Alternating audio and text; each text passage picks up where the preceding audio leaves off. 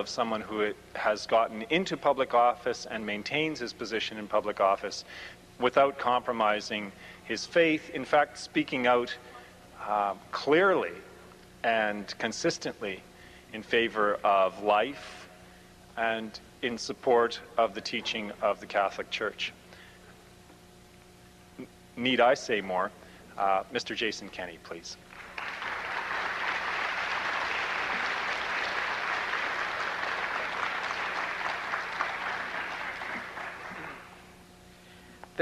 Thank you very much. It's an honor to be here with people like yourselves. I often have regarded the homeschooling community as real heroes in our culture of death. You people, I think, are really at the heart of the church and at the heart of the universal call to sanctity of the laity in the work that you do to educate your children in a way that is so integral to the faith. And it truly is. I get to speak to an opportunity to speak to dozens and dozens, if not hundreds, of groups across the country every year. And I must say this is one group that I really am humbled to address, because you are families and people who make real sacrifices to preserve and strengthen the hearth and the home, and to do what is best for your children, for the next generation, in a very, very tangible way. You give real life to the call, our universal call to be charitable, in the way you make those sacrifices. And I just have a huge respect for what you do. And so thank you for having invited me. I am a member of Parliament from Calgary. Some of you might know me you're from all across Western Canada, are you? How many people here are from Saskatchewan? Oh, good. Wow. Whole bunch of stubble jumpers. Good to see you. I grew up in Wilcox, Saskatchewan, actually. My dad was president of Notre Dame College there, so you might appreciate that I have a strong affinity for independent schooling and alternative forms of schooling. I also, how many people here from Edmonton? Oh, only a handful. That's good. I lived up here for a few years before defecting as another refugee to Calgary. And anyone here from British Columbia? Oh, good. I think I'll be out in Victoria in a couple of weeks, actually speaking to some Catholic homeschoolers there as well. So it's good to see a nice cross-section of people here. I'm a member of Parliament from Calgary. I was elected in 1997. I'm a convert to the Catholic faith. I entered the church 10 years ago when I was at university in San Francisco at a place called the St. Ignatius Institute. I went there having a sense that I had a vocation to be engaged in what some people have described as the culture wars, what the Pope described in Evangelium Vitae as the conflict between the gospel of life and the culture of death. And I had this general sense that would be my vocation. It was a sense of vocation before I had even fully realized it spiritually in my home in the Catholic Church. And I decided in part to go to school in this crazy place, San Francisco, which is sometimes known as Babylon by the Bay or Sodom by the Sea, precisely because I not only wanted a good, strong liberal arts education, but I also wanted to meet firsthand and on the front lines this culture war, and to understand from whence it came, to understand the motive force on the other side, that the forces who are motivated to undermine the family, to undermine the sanctity of human life, and the roots of order and civility in our society. I did that in a very direct way. I became president of the pro-life group in my campus, and helped to lead a ultimately successful initiative petition, which led to a referendum which overturned the first gay spousal law in North America in 1989 in San Francisco. So I fought a lot of battles there, and in the process of those battles ended up coming closer to the heart of the church in a spiritual sense as well. And since then, I came back to Canada, have been involved in politics in a variety of different ways. Some of you will know that I was head of an organization called the Taxpayers Federation, which fights for crazy ideas like lower taxes and balanced budgets and more democracy. And went on from there to run in Parliament in 1997. And since then, I have had, I think my most distinct privilege in Parliament has been to have helped to start and act as chairman of, or co-chairman of, the Parliamentary Pro-Life Caucus. For the first time in history of Parliament, we have a multi-party, active caucus that meets several times a year and now has full-time staff that is actively pursuing the life issues from inside 3 different parties, and we're doing so collectively, putting aside partisan boundaries. So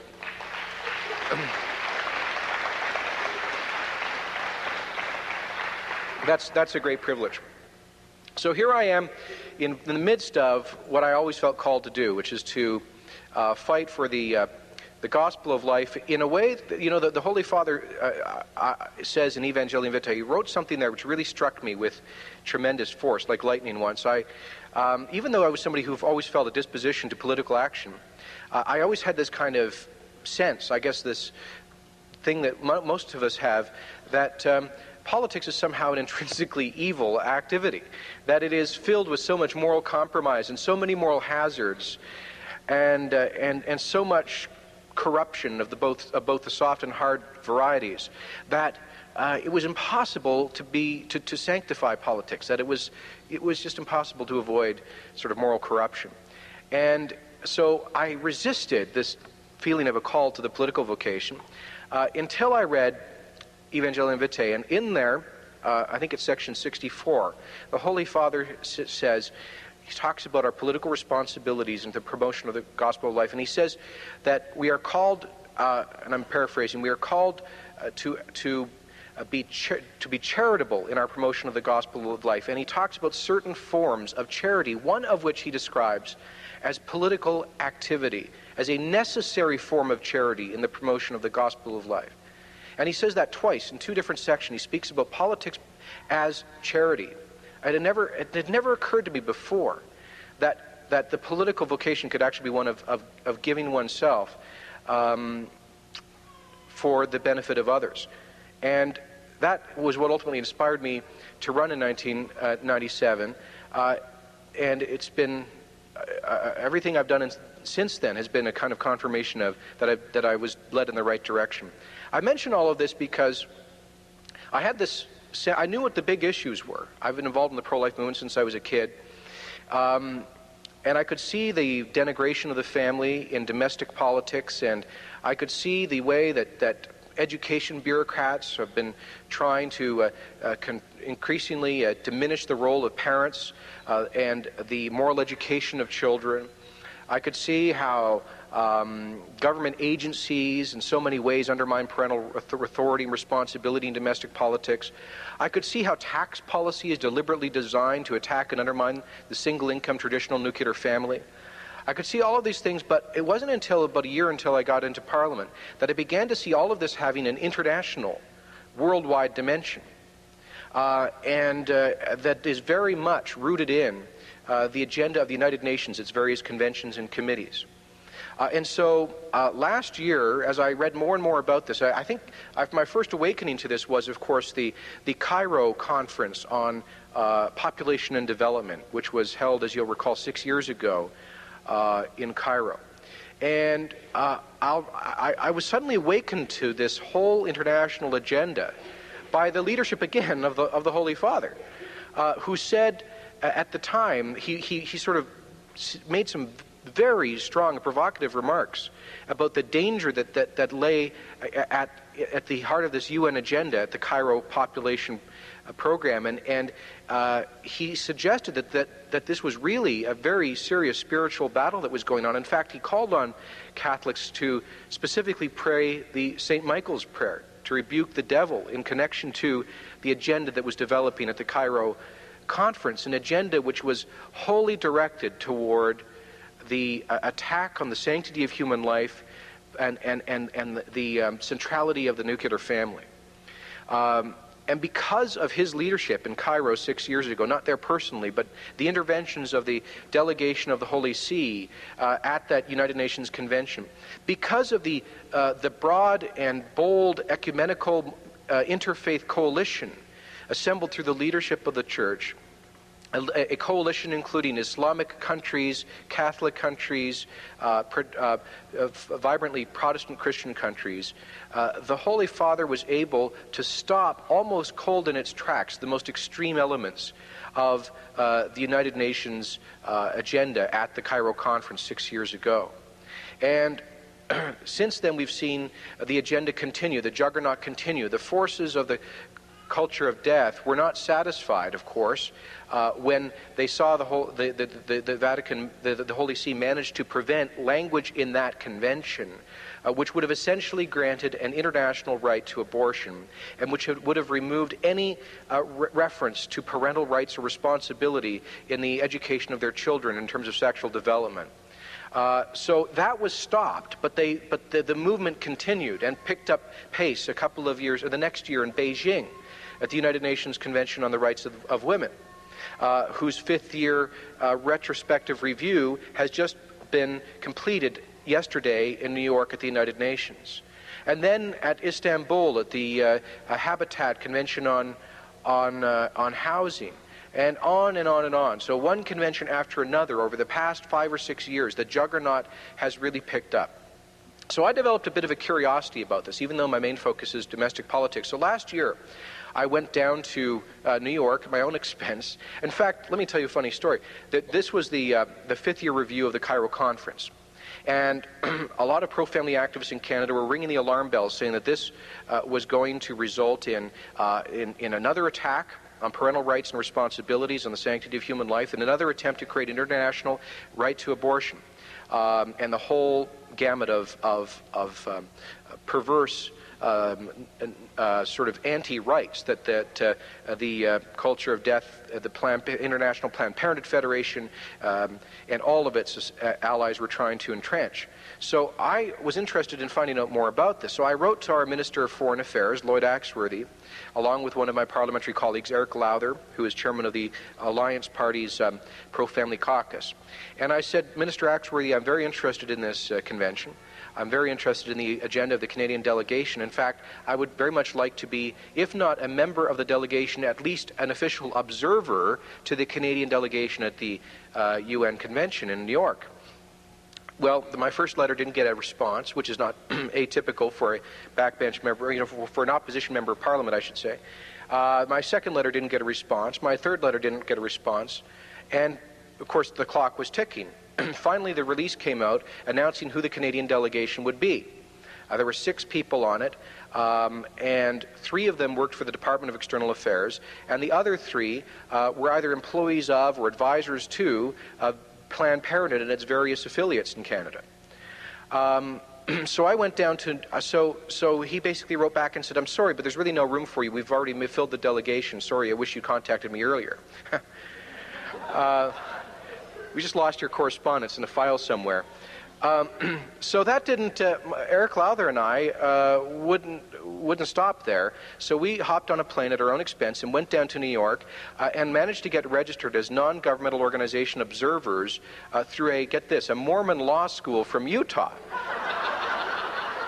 So I was written up in the National Post did a big story about this about 6 months ago. Some of you may have seen it. It said, Jason Kenney is normally regarded, I think it let out, Jason Kenney is normally regarded as a conservative Catholic politician from Alberta, but last week he went to the United Nations as a Mormon law professor from Utah. So these culture wars can create strange identities, but it's the only way I could get in.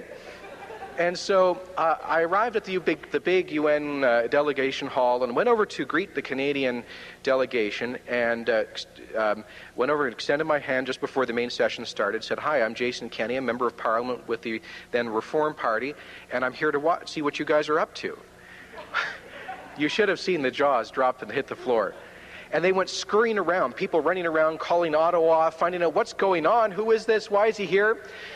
For the next 3 days, I had somebody who I never found out who it was, but I think somebody from the Planned Parenthood Federation, tracking me all through the entire conference, everywhere I went. Whenever I went over to speak to people at the Holy See's delegation, they were following me with a video camera. Whenever I spoke to a reporter, they were there taking notes. And I began to see for the first time, firsthand, up close, just how pernicious this agenda really is. I didn't believe it before because I'm somebody who's just disposed against anything that smacks of conspiracy theory. And so when I heard about all of the different interlays between the International Planned Parenthood Federation and UNICEF and the UN Convention on the Rights of the Child and all of these huge international foundations and the Guttmacher Institute and the Ford Foundation, the Rockefeller Foundation who are funding all these organizations, when I heard all this, I said, that just sounds kooky, that to think that there's an international coordinated agenda to undermine the family and human life. I just don't buy that. But I went there and I saw it. It was amazing. I talked to members of third world delegations who told me, one woman from an small African country, I said, why is your country, your country, which is a heavily Muslim country with strong families, with strong virtues and values, why is it agreeing to the Planned Parenthood agenda for an international right to abortion, to remove any reference to parental rights and responsibilities, to create mandatory sex education starting in the primary grades? Why are you doing this? I said, this is undermining the fabric of your culture and your society. And she said, well, let me tell you the truth. She said, in our country, we don't have money for the resources to send people to these expensive international conventions. She says, to fly to New York and stay here for a couple of weeks and all of the associated expenses, we just don't have those resources. So I said, well, then how did you end up coming here? She says, well, I'm a public health nurse from a certain village in her town, in her country, and the International Planned Parenthood Federation called our Minister of Development and said, I know you can't afford to send your own delegation. We would be happy to sponsor it. And the minister said, well, thank you very much. We'll accept your invitation because we want to be represented at the international table. And the minister said, no, the International Planned Parenthood Federation person said, well, of course, we would like to have a hand in selecting who your delegates are. And in many countries, that's what happens. And in this particular instance, the minister said, well, no, I think we are a sovereign country and an independent policy, and we want to send our own people. So what do they end up doing? They select a list of people. Planned Parenthood flies them over to New York, or one of the many foundations who work with Planned Parenthood flies them over to New York, first class. They put them up at a 5-star hotel, probably $400 a night U.S. in Manhattan. They give them a couple of $100s a day in walking around money. Okay, I'm not making this up. There were actually there are confirmed reports of this happening. And they take them out to dinner, and they wine them, and they dine them, and they take them to seminars, and every morning they have a briefing session and a debriefing session at the end of the day.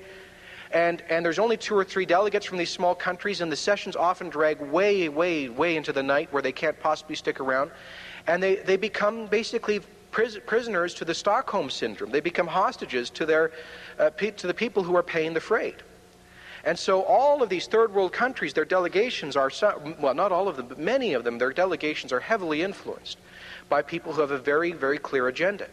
I couldn't believe the amount of money I saw being spent on these delegations and the huge lobbying force from the advocates of the culture of death. And I couldn't believe seeing the Canadian delegation in particular on issue after issue be the most provocative and forceful. Why? Because the European Union had a number of countries, they had to come to consensus on any particular position. They took pretty radical positions. The American delegation took fairly radical positions. They were trying to remove reference to parental rights and responsibilities in education and so on. But they had a representative, Jesse Helms' office, sitting behind them, and so they felt a little restrained. The Canadian delegation didn't feel restrained at all, and had this just sort of carte blanche to act as the real provocateur in pushing the anti-family agenda there. So it was a very, very troubling personal experience. And since then, I've taken the time to research more about this. Now, you say, well, how is this going to affect this United Nations agenda going to affect you directly? Well, that's a good question, because I'm sure many of you have heard about the United Nations Convention on the Rights of the Child, which was accepted by the federal government 10 years ago and unfortunately promulgated by Ralph Klein here in Alberta, the last province to hold out just last year. And a lot of you know that there is language in that which would appear to undermine parental responsibility and authority. And However, a lot of the critics will say, or the defenders of that convention will say, well, yes, but this isn't really an invasion of sovereign domestic policy in Canada because it's just a UN convention after all. It's not, can't be imposed on us. It's not Canadian law. Well, we're not so sure. I mean, increasingly, Canadian courts, policymakers, bureaucrats, and the media and the people who create public opinion are making reference to these conventions as the new standard of conduct for public policy, not just in Canada but across the world. Let me give you some examples of just how ridiculous this has become. Because of the UN Convention on the Rights of the Child, every 5 years, incidentally, countries have to file a report with the United Nations indicating their compliance with the convention. Fortunately, the best thing about the United Nations is it's so inefficient because Canada's report is still 2 years overdue, and so it kind of goes on, it gets dragged out ad infinitum. But let me give some examples of what has happened. And Hong Kong issued its report, and the UN came back and said that the sports programs in Hong Kong schools should be eliminated because they are competitive. You know, sports are competitive, and competitive is bad for children. Competition is bad for children. In Japan, they said that the UN Convention supersedes domestic law. They told Sweden that their social program spending was too low. This is Sweden they said this to. Imagine what they'd say about Canada. They criticized in their first report, this is the UN Convention on...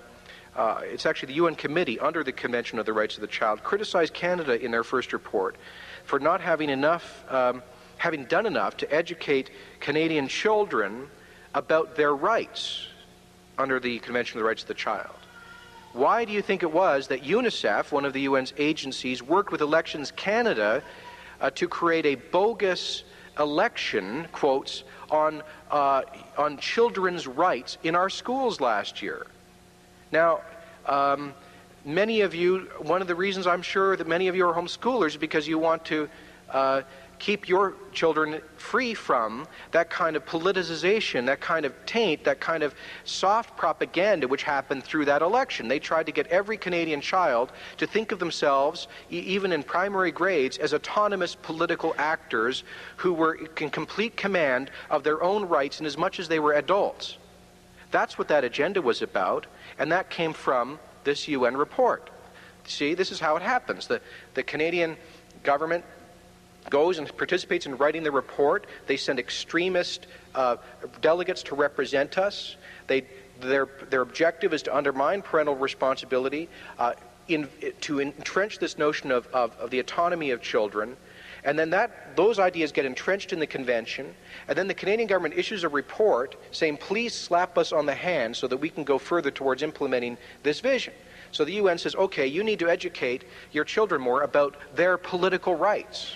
And so the Canadian government says, all right, well, we'll hold this election. Aren't you pleased? And so all of a sudden, we're politicizing and educating in this UN mindset our children in our public schools. In 1995, they also made a report for I forget which country, which suggested that corporal punishment, I think it was in the United Kingdom, that the law permitting corporal punishment was contrary to the UN Convention on the Rights of the Child. So you know where this is headed. Of course, there is in Canada an effort to criminalize the reasonable use of force in disciplining children, and there's no doubt that if that is ever litigated before the courts, that those who are making the case, undoubtedly funded by your tax dollars through the Court Challenges program here in Canada, will say that, look, the UN Convention on the Rights of the Child has been interpreted as barring the use of any form of reasonable corporal punishment with children. And also in England, the UN Convention ruled, get this, that parents cannot remove children from sex education programs without the child's consent. I didn't say without the parents' consent, I said without the child's consent. That is where this is headed, folks. This is why, and if that is interpreted right now as applying to state schools in the United Kingdom, you know that is going to develop, that's going to broaden, and where will it stop? Independent schools? Homeschoolers? Will you be able to teach your children Catholic sexual morality? If 5 or 10 or 15 years from now, these conventions continue to get stronger and in their language, and the UN conventions continue to interpret it more in a more draconian fashion, and the Canadian courts, egged on by the taxpayer-funded litigators, decide that in fact you are somehow violating your children's basic political rights by not letting them decide whether or not they will have access to explicit sex education programs. That is the concern. That is the direction in which we appear to be headed. And I just want to say that there are some very encouraging things happening, though.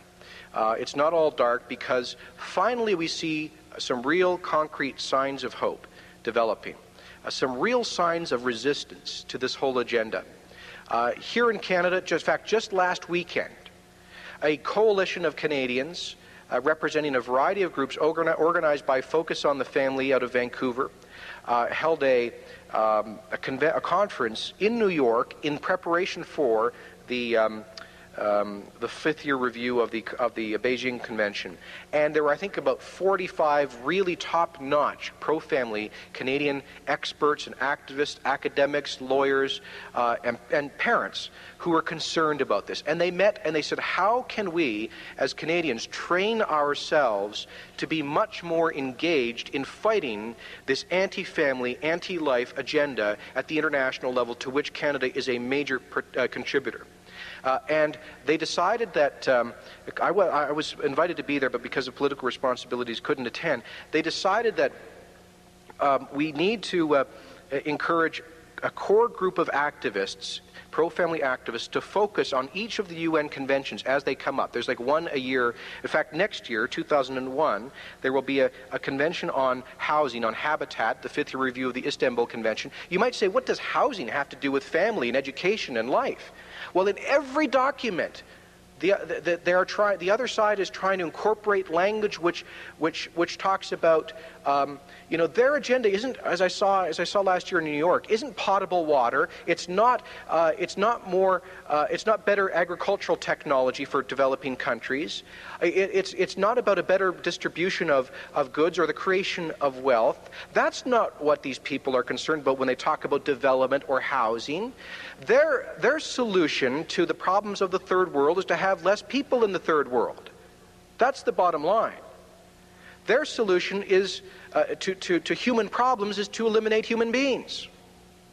And so even in the Convention on Housing, believe it or not, they're trying to incorporate language about sex education, about sterilization, contraception, and abortion, all of it framed, of course, euphemistically. And what they're trying to do in every one of these conventions is just keep pushing the barriers, in the hope that finally they'll break through and establish a clear precedent for an international right to abortion, and a clear language which will be applied consistently in all of the conventions, which finally undermines parental authority. Now, we can't let that happen, and so next year there is the convention on habitat, which the housing convention. There is the Children's Rights Summit. And I fully expect to see the UN some of its agencies create fake organizations of children to speak on behalf of the children of the world at that convention. They did this last year at the Cairo +5 convention. They created a International Federation of Youth, which were basically kids picked by Planned Parenthood Federation affiliates across the world, who were flown into New York, put up in expensive hotels, and all they did was lobby delegates speaking on behalf of the youth of the world. They were actually, these kids, who were basically lobbyists for Planned Parenthood, were given the main podium at the United Nations to speak on behalf of the youth of the world. I remember this Dutch kid standing up and saying the youth of the world want, and he went through this recipe list which made the sexual revolution to date look like a walk in the park. They want basically to sort of impose the most libertine edge of Dutch culture on the rest of the world.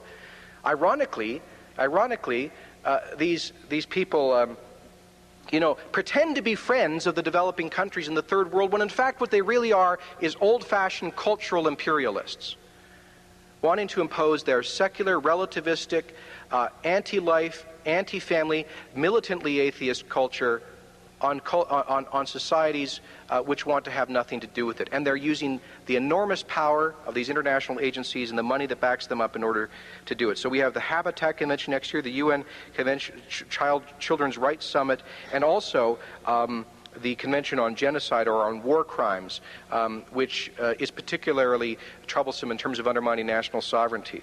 So the Committee of Canadian Pro-Family Groups has asked that pro-family activists get really engaged in this. There's one organization in particular in Canada which is doing a tremendous job on this. I think they have an information table here this weekend, and that's the Homeschool Legal Defense Association, headed by Dallas Miller, who I think spoke to your group last year. Dallas is a tremendous champion of homeschooling rights, and he is actually working on a project which will file a shadow report to the United Nations Convention or Committee under the Convention of the Rights of the Child on the status of children in Canada. So I encourage you, if you want to do something about this, apart from what you're doing as a tremendous sacrifice in how you're educating your kids, I encourage you to assist the Homeschool Legal Defense Association in their work. You can add your voice by joining up as a member. You can add your voice to theirs.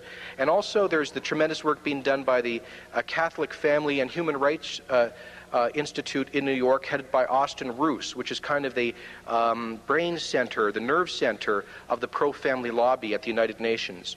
And it is a tremendous organization with very strong links to the delegation of the Holy See. Finally, you'll want to know that because the Holy See has been so effective as the real source of resistance to this international agenda, the Planned Parenthood Federation and all of its tentacles are trying to remove the Holy See from the United Nations as a permanent observer, a status that was granted, I think, at the time of the foundation of the United Nations. The Holy See is, of course, a particular international jurisdiction and is recognized as such at the United Nations. They get a table, they get a voice, and they can really throw some spokes in the wheels of this agenda. I saw the just tremendous, courageous work of that delegation at this convention in New York.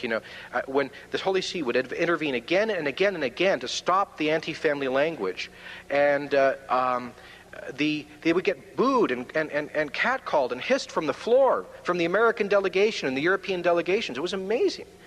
But they are standing strong, they're standing firm, and they need our support. So I would encourage you to write to our Minister of Foreign Affairs, Lloyd Axworthy, indicating that you hope, you insist that Canada's position be that the Holy See retain its permanent observer status at the United Nations. You might think, well, what good will that do? But at least we have to try. Finally, let me conclude by saying that, frankly, Canada is, if not the worst offender, it has earned its reputation as one of the worst offenders at the United Nations, working hand in hand with Planned Parenthood and its various affiliates in promoting this anti-family, anti-parent agenda. And that will not change no matter how hard we try to influence it. I told you they wouldn't even let me go as an observer, let alone a delegate, and I'm an elected member of Parliament. They had lobbyists going as delegates instead of members of Parliament. So that will not change unless, and I know this is a non-political and non-partisan convention, I respect that, an association, but unless there is a change of government, unless there's a change of policy at the federal level, there will not be a change in Canada's very destructive approach at the international level. So I encourage all of you to think about joining and supporting organizations like Homeschool Legal Defense, the Catholic Human Rights Institute, and also writing the minister to ensure the Holy See retains its status. But please, if you really want to make a difference, you need to think about taking the kind of political action the Holy Father calls us to, which he called me to in Evangelium Vitae, that political action, seeing it as a form of charity, to act as salt and light to this culture at a time of great darkness. Thank you very much.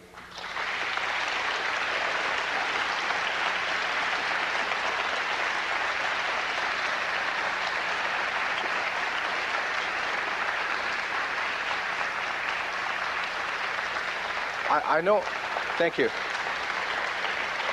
Thank you. Thank you.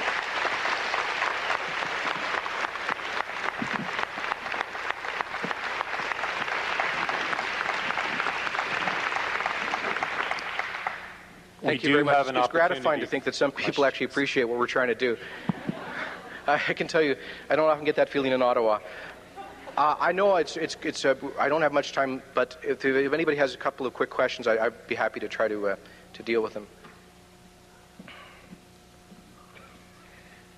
You're very young and vibrant, and we appreciate somebody who's young and vibrant to represent us in government.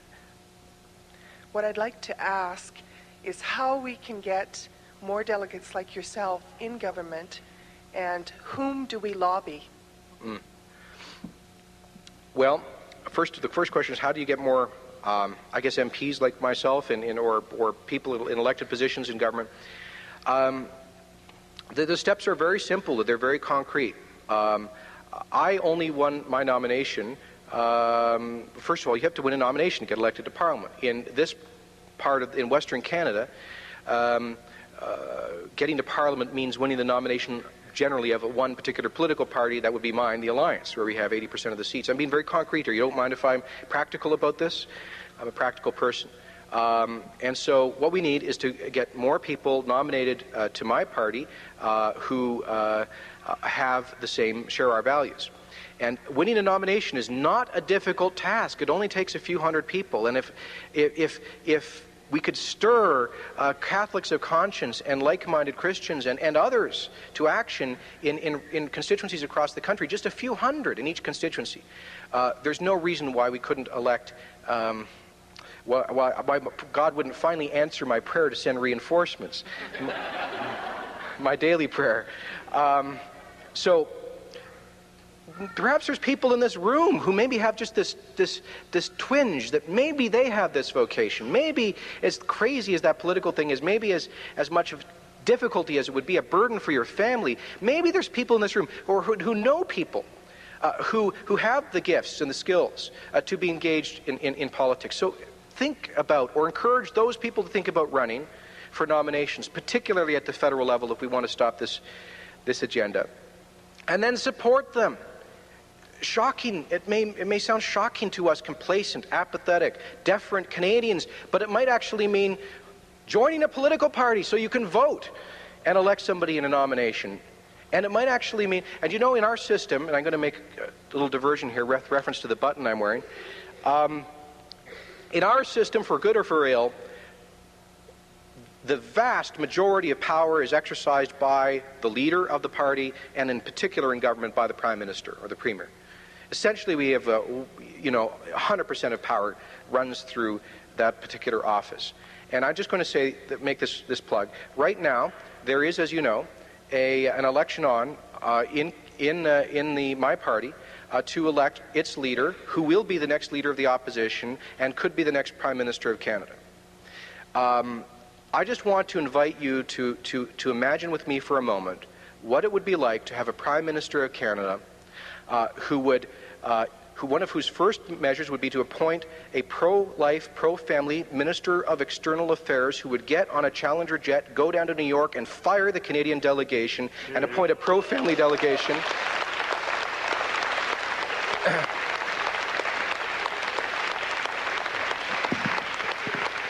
By the way, I'm volunteering for that job, just so you know.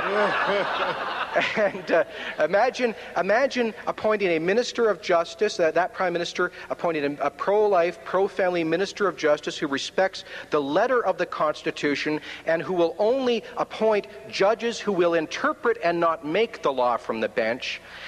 Imagine a Prime Minister who would appoint judges through that Minister of Justice who respect the law and will not make the law. And imagine a Minister of Finance who would stop the tax discrimination against single-income families. All of this is possible, ladies and gentlemen. Let's stop thinking like Canadians. Let's let off our political chains in this country and realize the possibility. It is possible. And I know one man who for 14 years in this province, in Alberta, has fought for those values relentlessly. The man who's helped to start the Alberta Homeschool Association, the Alberta Independent School Association, who fought the government for 10 years as head of one of the most successful Christian independent schools to stop the intervention of government in education, the man who fought with me to end taxpayer-funded abortions in Alberta, to prevent gay adoption, who fought for the protection of marriage through the notwithstanding clause, and to uphold the sovereignty of the provincial legislature against the outrageous Vriend decision for the Supreme Court of Canada, who has eliminated the tax discrimination against single-income families in Alberta. This is my political pitch. His name is Stockwell Day. He is the most principled, pro-life, pro-family politician at that level I have ever worked with. I am working 20 hours a day to try to make him our next Prime Minister. And if you want to make these differences, please consider joining me in making that a reality.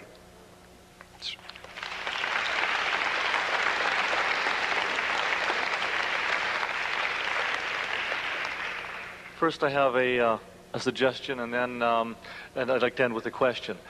The last question was, what ways can we have a direct influence?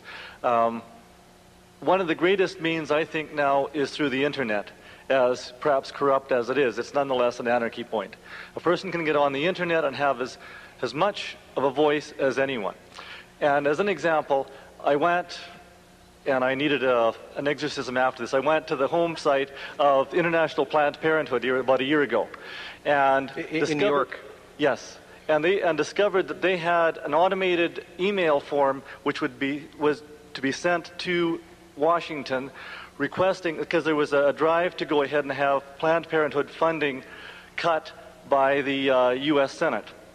So this was an automated email which would be sent to the president's office to have the president oppose this proposed legislation. I went ahead and filled out that email form, and I said, great, I support the cutting of funding to Planned Parenthood, and emailed it off automatically. I then went to the pro-life homepage, and I advised other people about this to do exactly the same thing.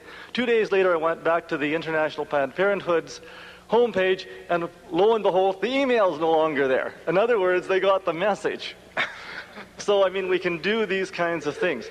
My question is, our leaders in the church are the bishops through the Canadian Conference of Catholic Bishops. And I get this sense that they are very naive to what is going on here. What can be done to go ahead and support our bishops so that they will become enlightened and be more active? That's the right way of framing the question. How can we support them? Because sometimes those of us in these lay vocations get frustrated and become critical rather than supportive. And I can say that I think you're absolutely right. It's the leadership of the church which is absolutely central in this fight. And at the international level, the Holy See has just been under this Pope. Without it, who knows how far we would have slid at this point. So, but in Canada, I don't think that our episcopacy here understands the gravity of these issues, frankly. And so we need, in whatever way we can, charitably to approach our own bishops in an informed way, brief them about what's going on at the international level, encourage them to speak out locally on these issues.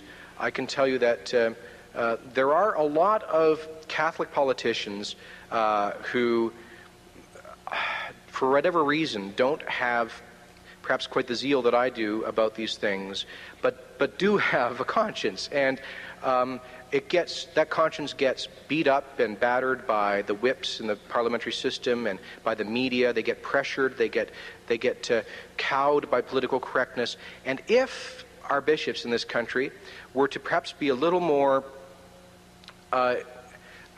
in keeping with the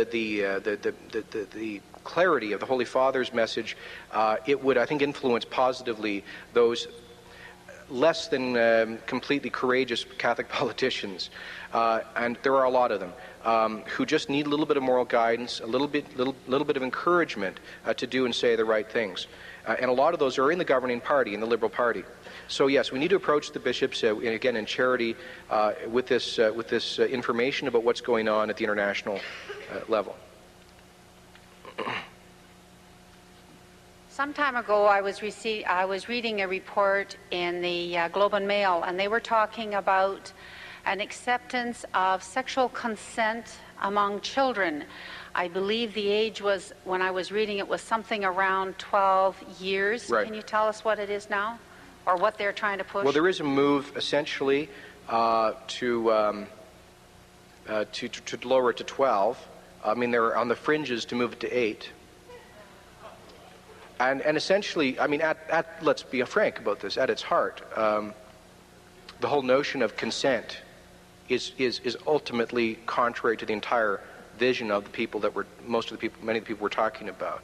I mean, any limits of any kind on sexual activity which has the appearance of consent for them is verboten. So I fully expect, right now it's 12.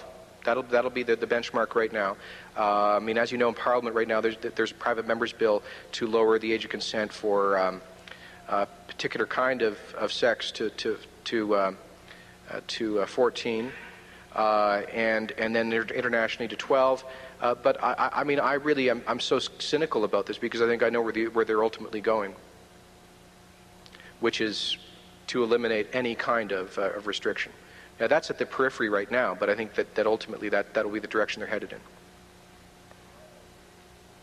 So that's coming through the UN Committee under the Convention on the Rights of the Child as well, and they've already implied that in a couple of decisions they've made about the lowering the age of consent to 12. So are there any other questions? Is there a list of Catholic politicians? I think St. Peter has one. Yeah. I hope he's keeping track.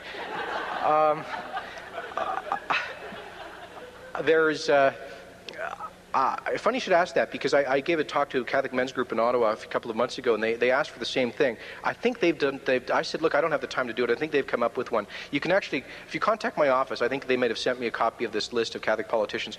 I mean, it depends on how you define Catholic, but frankly, in the parliamentary guide, there's a designation, religious denomination, and some people say Roman Catholic. Now, and I don't mean to, I'm not judging other people and their faith. I'm saying that some of those folks, it's a cultural it's a cultural attachment that they don't pretend to be practicing Catholics. And I'd hazard a guess that some of those Catholic politicians are not formally Catholics. What's the driving force behind this agenda of Planned Parenthood and company? Why are they doing this? Have you read Margaret Sanger? Yes. They're doing this because their entire worldview is predicated on the radical autonomy of the human person. The human person deracinated, cut off from any roots, from the past or from the future. The human person who lives in and for the moment only, and whose worth is found in not in lasting human relations, not in any metaphysical or spiritual meaning, but in simply deriving as much pleasure from our limited lifespan as possible. This is the worldview of Nietzsche. It's the worldview of Margaret Sanger. It's the worldview that sees the family as an oppressive institution against the autonomous, atomistic individual. It sees any institution, such as the family, such as the church, which proposes limits, which proposes that real freedom comes through ordering ourselves to God's will, as a imposition of some kind of slavery against the human spirit. That's what it's all about, and they really believe that they're trying to liberate the human spirit from those institutions. They also, I think the other motive factor, frankly, if you look at the kind of money that's behind these institutions, the Ford Foundation, the Rockefeller Foundation, the Pew Charitable Trust, the biggest foundations in the world. Folks, we're talking about foundations which collectively represent hundreds of billions of dollars, and I'm talking real dollars, U.S. dollars. who are behind this, who are financing this. They're generally run out of the United States, some out of Germany, mostly the United States.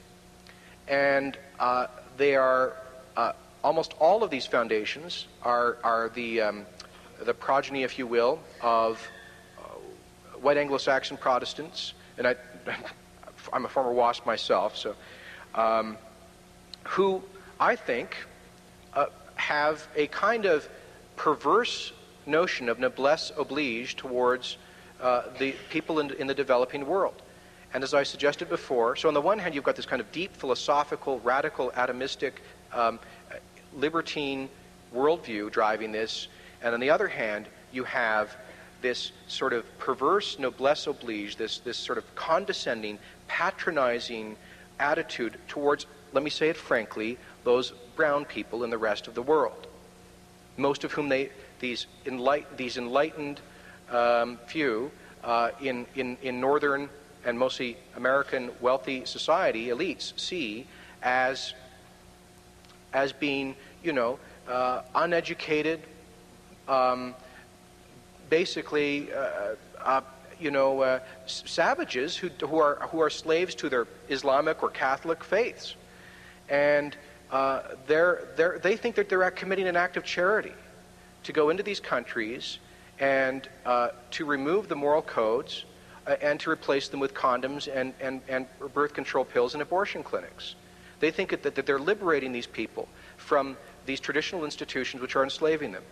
And frankly, they are also, part of that noblesse oblige school comes from the whole Malthusian demographic. Thomas Malthus, a 18th century demographer, who believed that there are inherent limits to growth, and that as populations increase, there's a limited pie of resources, and we all start fighting over that limited pie. That's known as Malthusianism, this school of thought developed in the 18th century by Thomas Malthus.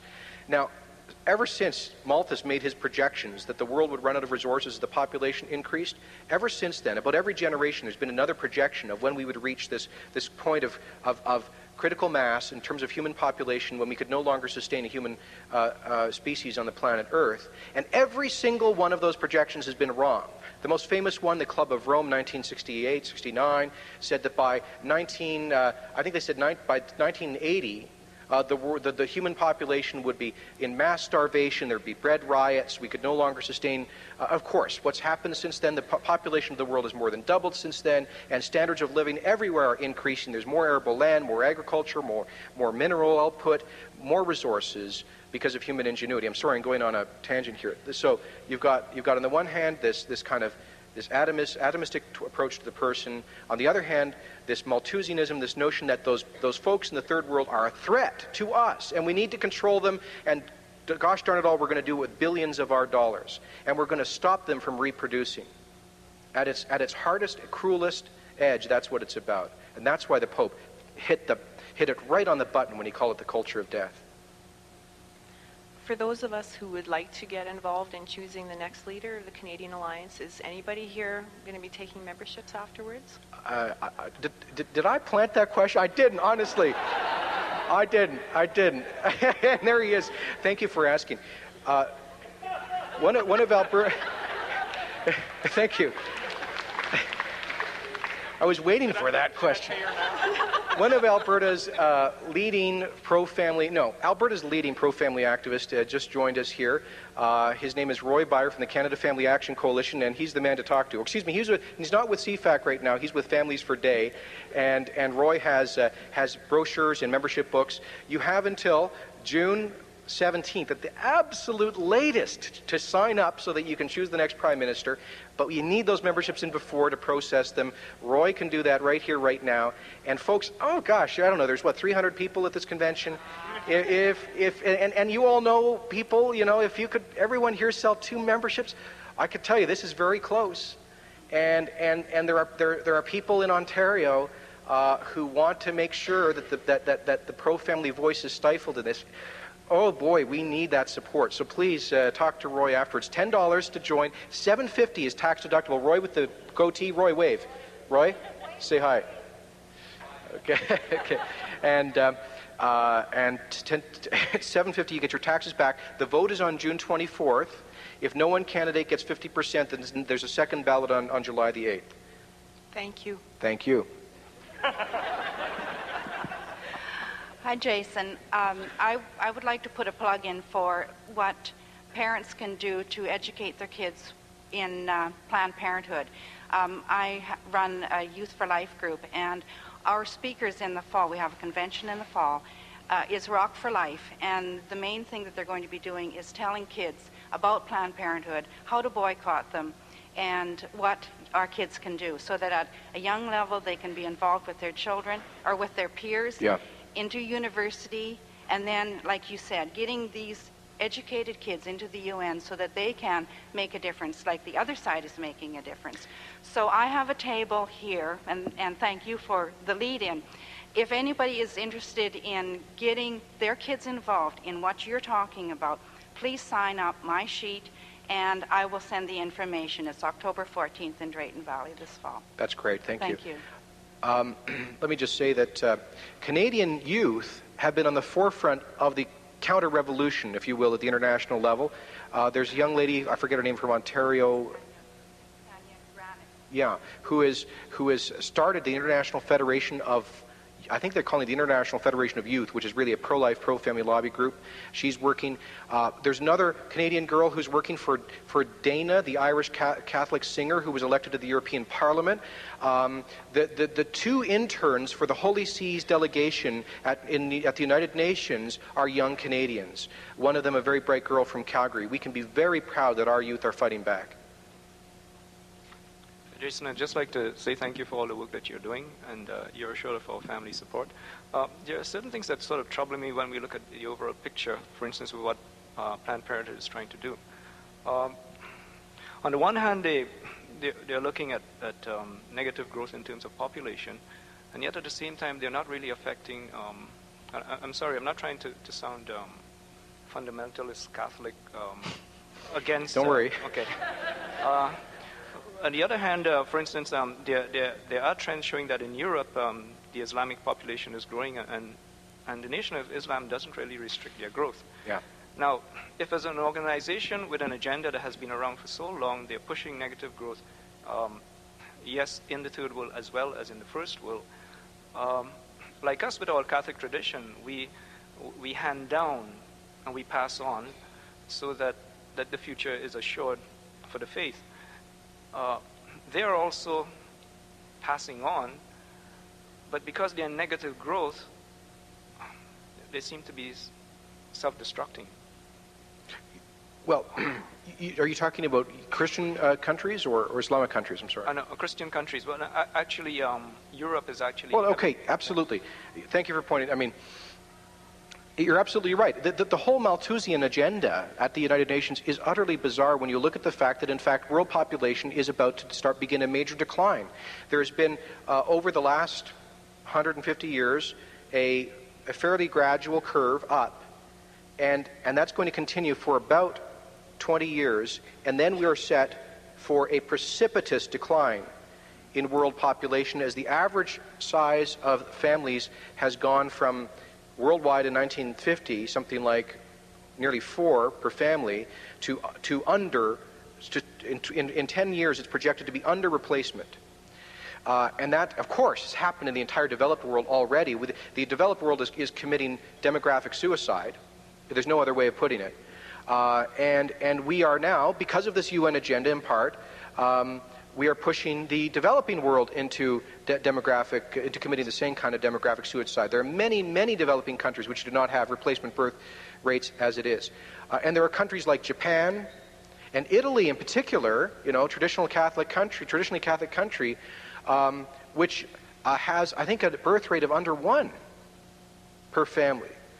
So it's really quite devastating. We see this no more acutely than here in Canada in the province of Quebec. The tragedy of Quebec, which, as you know, is in 40 years went from having the highest birth rate of any jurisdiction in the Western world to one of the lowest birth rates, where we now have, I've heard a statistic, over 70% of couples under the age of 30 who live together are cohabiting outside of marriage, when children being born in those relationships are being born out of wedlock. It's so yes, you're right to point to this kind of demographic suicide. The long-term demographic challenge, and there's a lot of good research on this, the long-term demographic challenge for maintaining and sustaining high levels of growth and standard of living is not the population boom, it's the population bust.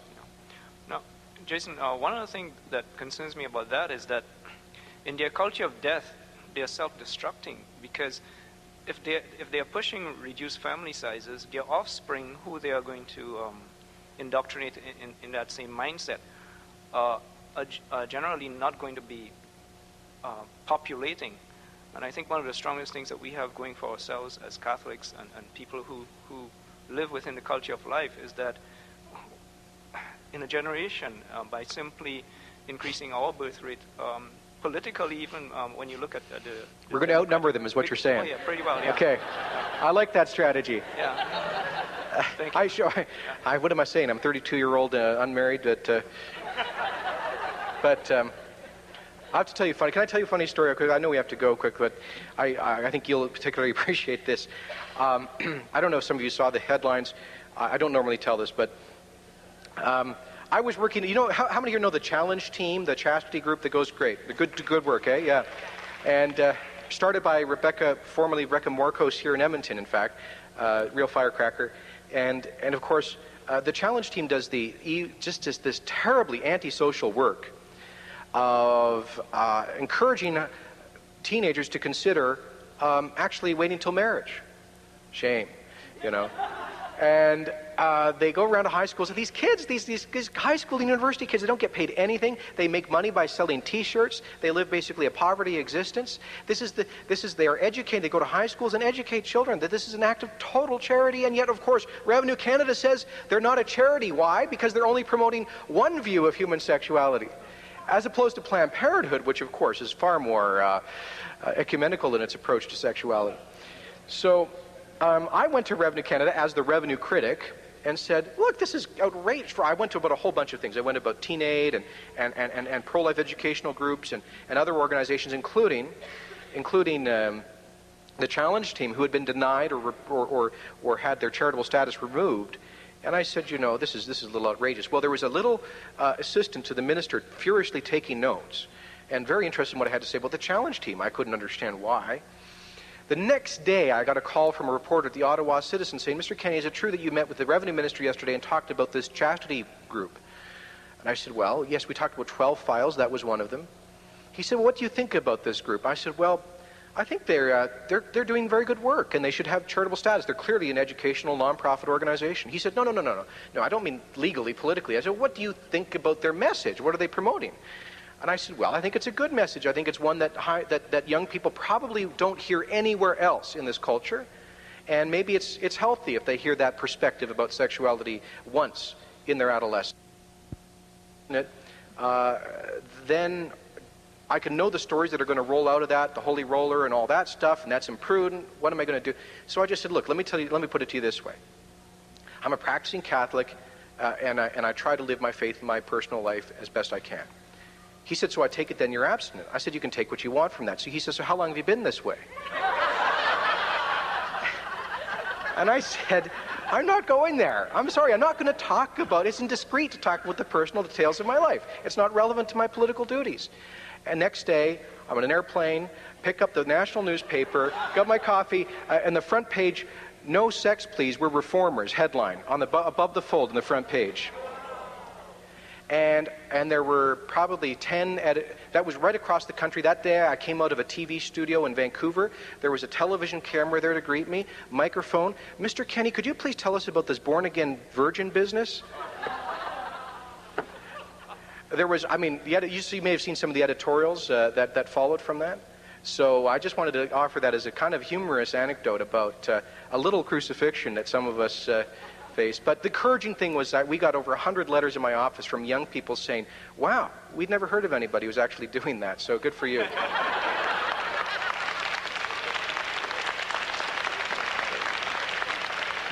I just wanted to ask if the whole agenda what your opinion is if it's on control and one world government.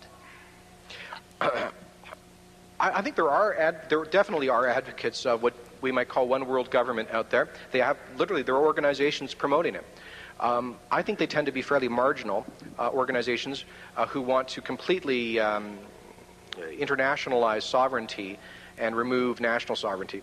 I don't think it's a mainstream movement. When often we hear the term one world government, it implies that there's a big conspiracy theory, that people in different countries are working behind the scenes, pushed on by various elites to remove to end national sovereignty and institute one big international government. I really have not seen any evidence of that.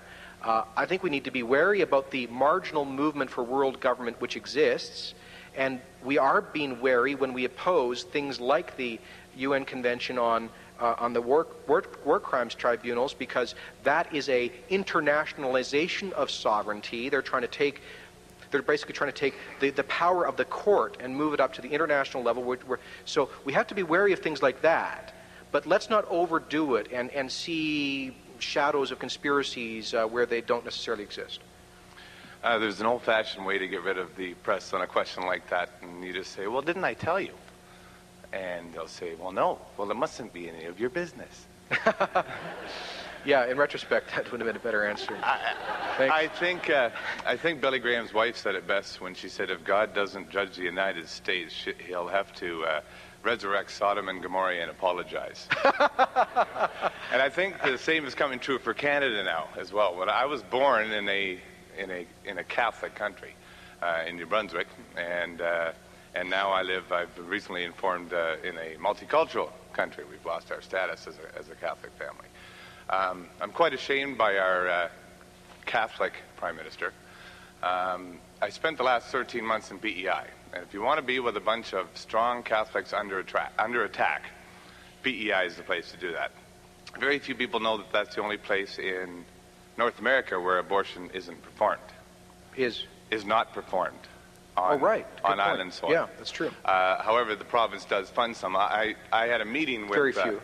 I had a meeting with Premier Pat Binns over a business issue when I was down there, and we talked about that in some length. When the Swiss air disaster happened in Peggy's Cove off in Nova Scotia, word came down from the somewhere in Ottawa that the name Jesus Christ was not to be used at the thing for the survivors. What exactly? A lot of people don't know what's going on in the third world. That when the Canadian government wants to put money into our own economy, they'll lend $1 billion to a third world nation with the stipulation that 90% of that money is spent back into Canada. So you can spend your $1 billion in the economy and you can still have someone owe you $1 billion, so it looks really good on paper. And then our Prime Minister who says, okay, well, we'll forgive your debt if you practice birth control and if you practice abortion. I just wanted to salute you. It's nice to have a good, strong Catholic out there picking a fight, and I'll come with you anywhere and do the same. All right, thank you. One last question. I think I should wrap up. This isn't really a question, Jason, but it's thanks for coming. And for parents who are homeschoolers here, the process for choosing the leader for the Alliance is open to 16-year-olds and 17-year-olds. Yeah. Just so anybody knows, it's a good opportunity. And landed immigrants. You don't have to be a citizen either. So, and there is a table going over there.